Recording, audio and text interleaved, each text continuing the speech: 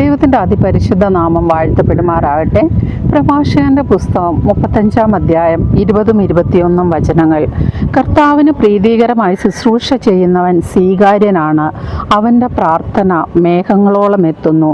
വിനീതൻ്റെ പ്രാർത്ഥന മേഘങ്ങൾ തുളച്ചു കയറുന്നു. എന്താണ് അർത്ഥം?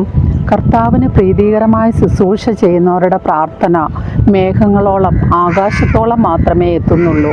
എന്നാൽ അതിലും വലുതാണ് വിനീതൻ്റെ പ്രാർത്ഥന, എളിമപ്പെട്ടവൻ്റെ പ്രാർത്ഥനയെന്നാണ് ബൈബിൾ നമ്മളെ പഠിപ്പിക്കുന്നത്. എളിമയുള്ള ഒരു ഹൃദയത്തിൽ മാത്രമേ ദൈവസ്നേഹം വസിക്കുന്നുള്ളൂ. അഹന്ത നമ്മുടെ പാപത്തെ ഒളിപ്പിച്ചു വെക്കുന്നുണ്ടെങ്കിൽ, അഹങ്കാരം നമ്മുടെ പാപത്തെ മറച്ചു വെക്കുന്നുണ്ടെങ്കിൽ, വിനയവും എളിമയും നമുക്ക് സമാധാനം കൊണ്ടുതരികയാണ് ചെയ്യുന്നത്. എളിമയെന്ന് പറയുന്നത് വിശ്വാസത്തിൻ്റെ ആദ്യ പടിയാണെന്ന് തന്നെ പറയാം.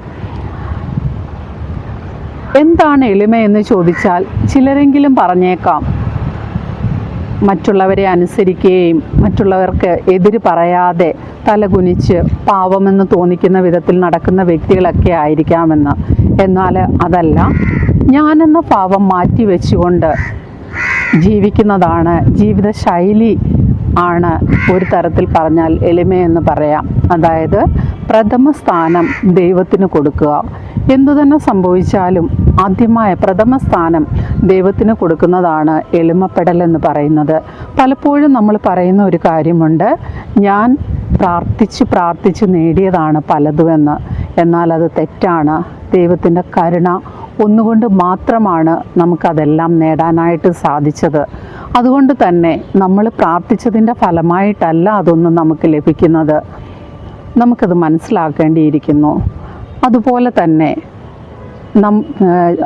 വിനയമില്ലാത്തവരുടെ, അഹങ്കാരമുള്ളവരുടെ മനോഭാവം, ദൈവത്തിൻ്റെ ദാനമെന്ന് പറയുന്നത് ദൈവത്തിൻ്റെ കടമയാണ് നമുക്കത് തരേണ്ടത് എന്നുള്ള ഒരർത്ഥത്തിലേക്ക് അവരുടെ മനോഭാവങ്ങൾ മാറിപ്പോകാറുണ്ട്. അതും തെറ്റായ ഒരു കാര്യമാണ്. എളിമയുള്ള ഒരു ഹൃദയമാണ് നമുക്കുണ്ടാകേണ്ടത്. എളിമയുള്ള ഹൃദയമുള്ളവർക്ക് പല സവിശേഷ സ്വഭാവങ്ങളുമുണ്ട്. ഒന്നാമതായിട്ട് അവരെ തന്നെ ഒന്ന് വിലയിരുത്താനായിട്ട്, അവരുടെ അപാകതകൾ എന്തൊക്കെയാണെന്നൊന്ന് മനസ്സിലാക്കാനായിട്ട് ശ്രമിക്കുന്നു. രണ്ടാമതായിട്ട് ദൈവത്തിലേക്ക് കൂടുതൽ അടുക്കാനായിട്ട് ശ്രമിക്കുന്നു. അഹങ്കാര മനോഭാവം മാറ്റിവെക്കുന്നു. മറ്റുള്ളവരെ ബഹുമാനിക്കുവാനും അവരെ ആദരിക്കുവാനുമുള്ള ഒരു കൃപ അവർക്ക് കിട്ടുന്നുണ്ട്.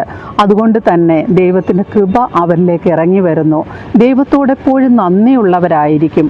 അങ്ങനെ നമ്മുടെ ജീവിതത്തിലും എളിമ എന്ന ഒരു പുണ്യം നമുക്ക് അഭ്യസിക്കാനായിട്ട് സാധിക്കണം.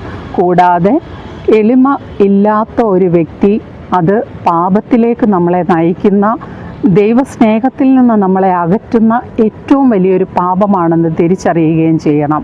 എളിമയുള്ളൊരു ഹൃദയം ദൈവമേ ഞങ്ങൾക്ക് തരണമേ എന്ന് പ്രാർത്ഥിക്കാം. ആമേൻ.